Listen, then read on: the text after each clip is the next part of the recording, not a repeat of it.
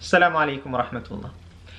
Imaginez que vous êtes dans le métro, vous avez votre livre entre les mains, l'un est avec sa tablette, d'autres discutent entre eux, un autre somnole. Ambiance sereine. Arrivé à une station, un homme entre avec ses 3 enfants et des enfants très turbulents. Courent partout, font du chahut, gênent les gens. Le monsieur, il s'affale à vos côtés et il ne fait rien pour les arrêter.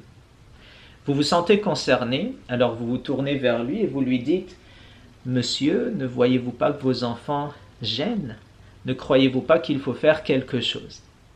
Et le monsieur, c'est comme si il reprend ses esprits, prend conscience de la situation et il peine à trouver ses mots en disant « Mes enfants, oui, ils gênent, je crois qu'ils ne savent pas que faire de la situation.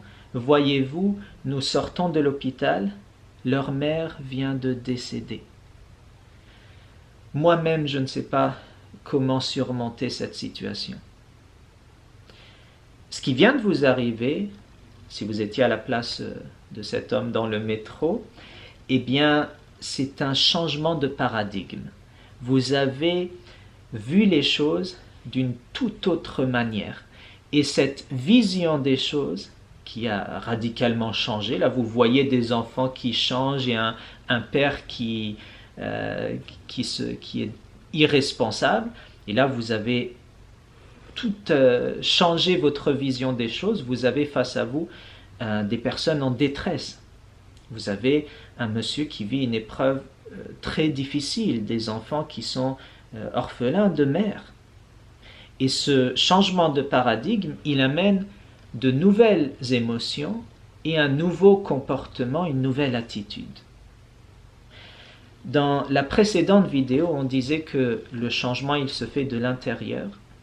Et ce qu'il y a à l'intérieur de nous, ce sur quoi il faut vraiment porter beaucoup d'attention, c'est nos paradigmes. Et donc, pour réussir, être ambitieux, efficace, etc., il faut s'assurer d'avoir la bonne vision des choses et de porter les bonnes lunettes. En ce sens, Allah subhanahu wa ta'ala dans Surat al-Kahf, il nous parle de ceux qui avaient une mauvaise vision de la vie, un mauvais paradigme qui les a conduits dans la détresse à l'au-delà. Allah Azza wa Jal dit قُلْ هَلْ نُنَبِّئُكُمْ بِالْأَخْسَرِينَ أَعْمَالًا الذين ضل سعيهم في الحياة الدنيا وهم يحسبون أنهم يحسنون صنعا. Voulez-vous que je vous informe de ceux qui sont les pires perdants, qui ont des actions mais qui sont vides de sens. En arabe, quand on dit habitat, c'est cet animal qui se nourrit de ce qu'il empoisonne et le fait gonfler. Donc en apparence, il a produit des choses, il a monté des projets, mais en réalité, il n'y a rien, ce n'est que du vent. Donc, ils croient bien faire,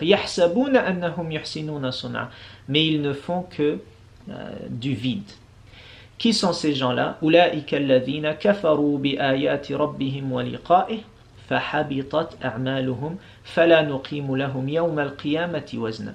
Ceux qui, dans ce bas monde, n'ont pas vu les signes, n'ont pas lu tous ces rappels que Dieu leur a envoyés et qui finalement ont été dans la négation et n'ont pas œuvré pour ce qui est vrai, ce qui est authentique, ce qui va les accompagner après la mort.